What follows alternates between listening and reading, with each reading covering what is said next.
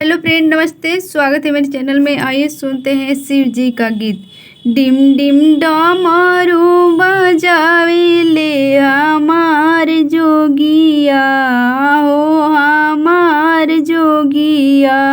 डिम डिम डमरू बजावे ले हमार जोगिया, हो हमार जोगिया।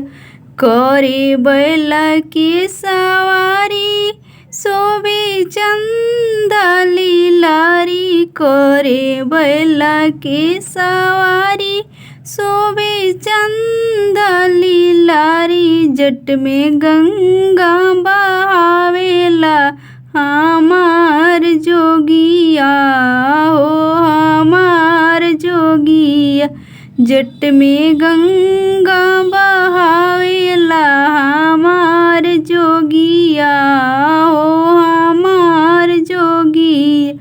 डिम डिम डमरू बजावेला हमार जोगिया, हो हमार जोगिया। दिन भर खात फिरे भांग रहे गौरे के साथ, दिन भर खात फिरे भांग रहे गौरे के साथ।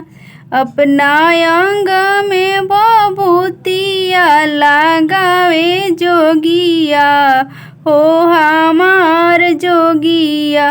अंग में भभूति लगावेला हमार जोगिया, हो हमार जोगिया। डिम डिम डमरू बजावेला हमार जोगिया, हो हमार जोगिया। सेवा करे सब सेवा भक्त करे सब सेवा, देवा करे सब सेवा भक्त करे सब सेवा। शिव शंभु कहाले हमार जोगिया, हो हमार जोगिया। शिव शंभु कहाले हमार जोगिया, हो हमार जोगिया।